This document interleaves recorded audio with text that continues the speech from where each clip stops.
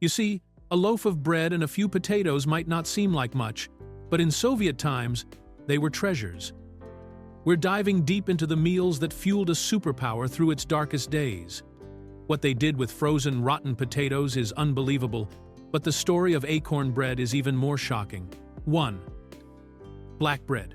Everyone thinks they know bread, but the Soviet working man's loaf was a different beast altogether. This was black bread, or rye bread, and it was the absolute foundation of life. You see, this wasn't the fancy, artisanal rye you find in a bakery today. This was a dense, heavy, and often sour loaf that could fill a stomach for hours.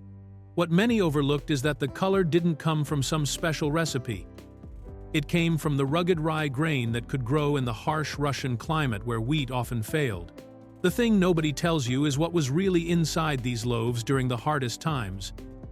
To make the flour stretch, bakers would mix in whatever they could find. This often included potato peels, beet pulp, and sometimes even sawdust or ground-up weeds. To put it mildly, it wasn't about taste.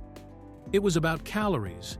Each person was given a ration, sometimes as little as about 4 ounces a day, a piece of bread that had to see them through a full day of hard labor. This small, dark square of bread was more valuable than money. This reliance on a single, often tainted source of food was a brutal reality. But while bread was the daily grind, there was another humble root vegetable that formed the very backbone of every meal, a food so versatile it could be turned into almost anything. 2. Potatoes. If black bread was the foundation of the Soviet diet, then potatoes were the walls, the roof, and the furniture. Many people are crazy about potatoes today, but in the Soviet Union, they were the ultimate survival tool. You see, potatoes are incredibly hardy. They can be stored in a cool, dark cellar for months, providing a reliable source of food through the long, brutal winters. A family's wealth could almost be measured by the size of their potato pile. A wow factor here is that an average family might go through hundreds of pounds of potatoes in a single winter. They were boiled, mashed, fried into pancakes called drani ki, and thrown into every soup imaginable to make it thicker and more filling. They were the key ingredient that made a thin broth feel like a real meal. What many overlooked was just how far people would go to use every last scrap. The peels were almost never thrown away. They were crisped up and eaten or added to soups for extra body. The most shocking fact is what happened when potatoes froze. During the coldest winters, improperly stored potatoes would freeze solid. When they thawed, they turned into a black, sweet mush. But not all things are what they seem. This mush wasn't thrown out. It was seen as a desperate delicacy because the freezing process broke down the starches into sugars, making them taste strangely sweet. But while potatoes could fill a belly, another grain was even more important for long-term survival, a food so stable it was kept in state reserves for years. 3. Buckwheat groats. The thing nobody tells you about Soviet survival is the power of buckwheat, or as they call it, grechka. This wasn't a fancy health food. It was the ultimate pantry staple. You see, buckwheat isn't technically a grain like wheat or rice. It's a seed. This makes it incredibly tough and nutritious. But its real superpower was its shelf life. Properly stored, buckwheat groats could last for years without going bad, making them the perfect food for uncertain times. Many people are crazy about rice, but buckwheat was far more important in this part of the world. It was boiled into a simple porridge called kasha, a dish that could be eaten for breakfast, lunch, or dinner. A little bit of buckwheat kasha, cooked with some onions and maybe a tiny piece of fat, could keep a worker going all day. The most shocking fact is that during times of shortage, buckwheat became a form of currency. You could trade a bag of grechka for other goods when money was worthless. It was so essential that the government kept massive stockpiles of it in reserve, ready to be released in case of a national emergency. It was the food of stability in a world of chaos. Buckwheat offered a nutty, earthy comfort. But for a sharp, sour flavor and a huge dose of vitamins, Soviet people turned to another humble vegetable, one that became a symbol of preservation and foresight. 4. Cabbage. In the West, cabbage is often seen as a boring, humble vegetable. But in the Soviet Union, it was a cornerstone of survival. What many overlooked is that it wasn't fresh cabbage that was so important, but fermented cabbage, better known as sauerkraut. You see, fermentation was a game changer It was a way to preserve the summer harvest and keep a supply of vegetables all winter long. Nearly every family had a barrel or a large crock where they would shred cabbage, salt it, and let it ferment. This process not only preserved the cabbage, but also created a food loaded with vitamin C. The thing nobody tells you is that this simple fermented food was one of the main things that prevented scurvy, a nasty disease caused by a lack of vitamin C during the long winters when fresh fruit was just a distant memory. This sour, crunchy cabbage was used in everything. It was the main ingredient in a hearty soup called shchi, served as a side dish with potatoes, or used as a filling for pies. To put it mildly, the smell of fermenting cabbage was the smell of survival. The sour crunch of cabbage was essential, but for a deep, earthy sweetness and a splash of vibrant color in an otherwise gray world, people relied on another root vegetable that could stain your hands and save your life. 5. Beets. Beets were the splash of color in the often drab Soviet diet. But not all things are what they seem. Their bright red juice was more than just pretty. It was a sign of a nutrient-packed food that was cheap and easy to grow. Many people are crazy about beet salads today, but for the Soviet worker, beets were a calorie-dense staple. You see, they could be stored right alongside potatoes in a root cellar and would last for months. The most famous use for beets, of course, was in borscht, that iconic red soup that is a symbol of Eastern European cuisine. A big pot of borscht, full of beets, potatoes, and cabbage, could feed a family for days. The thing nobody tells you is that every part of the beet was used. The leafy green tops were not thrown away. They were boiled and added to soups just like spinach, providing extra vitamins and minerals. Even the beet juice itself was valuable. In times of extreme shortage, it was sometimes used as a natural sweetener for tea when sugar was unavailable. Beets were a perfect example of a food that provided flavor, nutrition, and bulk, all from a single, humble root. Beets brought sweetness, but for a sharp, pungent kick that could make even the blandest meal interesting, every Soviet kitchen relied on two small but mighty members of the allium family. 6. Onions and garlic. You see, in a diet where meat and spices were luxuries, flavor had to come from somewhere. That's where onions and garlic came in. These two simple ingredients were the secret weapons of the Soviet kitchen. What many overlooked is that they were more than just flavor.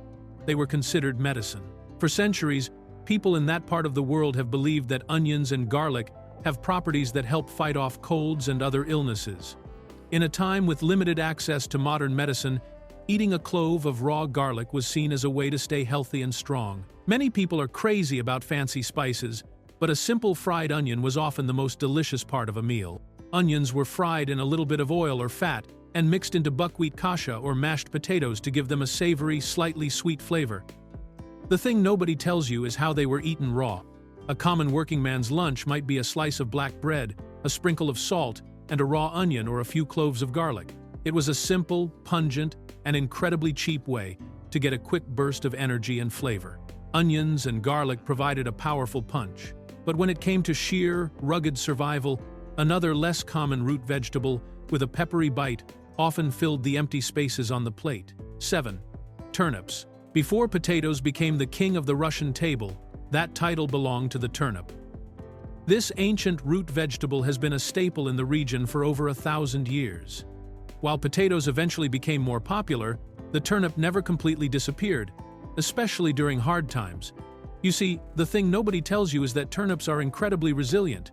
They can grow in poor soil and cold climates where other vegetables might fail. To put it mildly, they were a reliable backup plan when the potato harvest was bad. Turnips have a sharp, almost peppery flavor that is very different from a potato. They were often steamed, boiled, or roasted. A classic peasant dish was a simple steamed turnip, mashed with a little bit of butter or oil. What many overlooked is that, just like beets, the turnip greens were also a valuable food source. The leafy tops are packed with vitamins and were often boiled and eaten to supplement an otherwise bland diet. For the Soviet worker, the turnip was a taste of the past, a reminder of an older, even more rustic way of life, and a food that could always be counted on when things got tough. Turnips were a taste of the old world. But another common root vegetable, known for its sweetness and bright orange color, was a favorite for adding a touch of comfort to any meal. 8. Carrots. Carrots were another essential player from the root cellar army. Just like potatoes and beets, they were easy to grow, cheap to buy, and could be stored for a very long time. Many people are crazy about raw carrots as a healthy snack, but in the Soviet kitchen, they were almost always cooked. You see, their natural sweetness was a huge asset in a diet that was often low on sugar.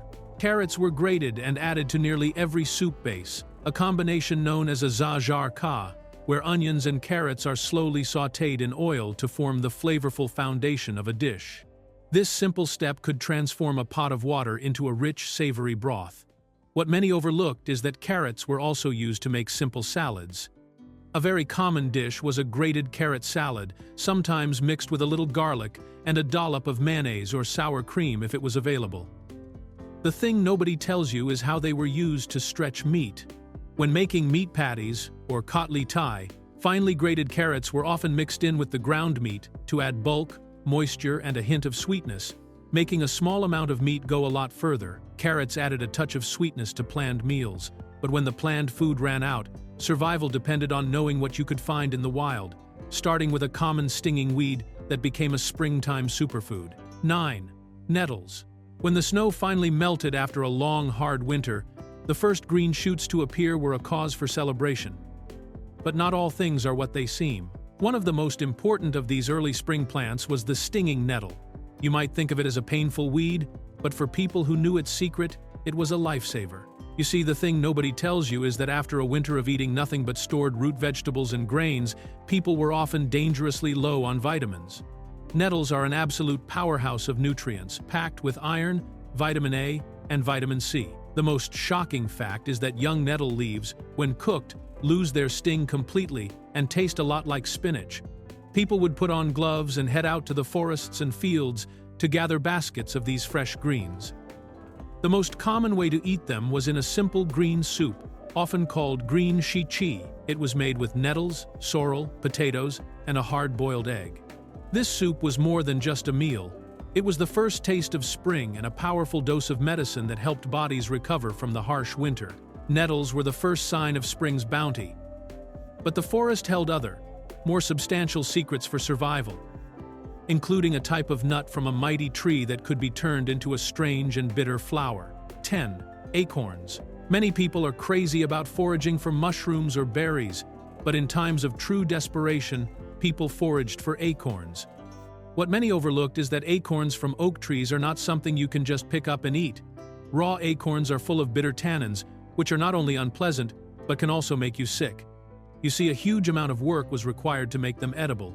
The acorns had to be shelled, ground into a coarse flour, and then leached. Leaching involved repeatedly soaking the acorn flour in water, sometimes for days, to draw out the bitter tannins. Each time the water turned brown, it would be poured off and replaced with fresh water, until it finally remained clear. The thing nobody tells you is that this process was incredibly labor-intensive, a sign of true hardship.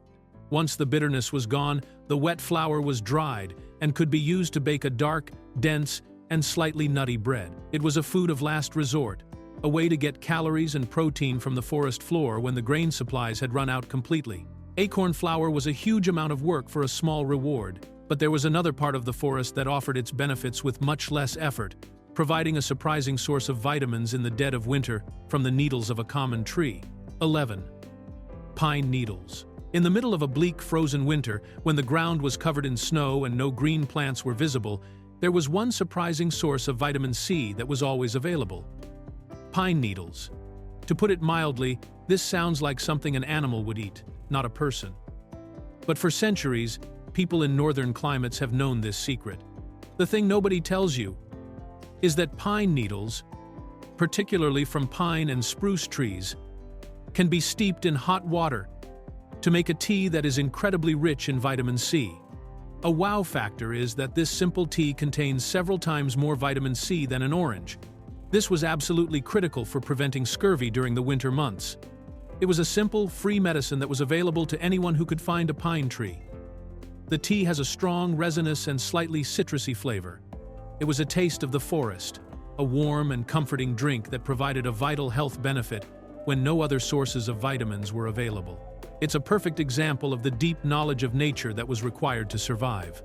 Pine needles offered medicine in a cup, But when even the forest floor was bare, the desperation grew so intense that people would turn to the ground itself, looking for the tiny seeds of a common plant. 12. Grass seeds. This is one of the most desperate survival foods on the list, a true indicator of famine. You see, when all the grain was gone, when the potatoes had run out, people would sometimes resort to gathering grass seeds. What many overlooked is that the same grasses you see in fields and meadows produce tiny seeds. These are the ancestors of modern grains like wheat and barley, but they are incredibly small and difficult to harvest. People, often children, would go out into the fields with bags and painstakingly strip the seeds from the tops of the grass stalks. It would take hours of work to gather even a small amount. The thing nobody tells you is the incredible effort that followed.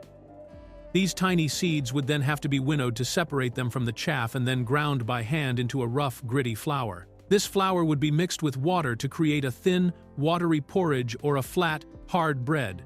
It was barely food, providing minimal nutrition, but in times of absolute starvation, those few extra calories could be the difference between life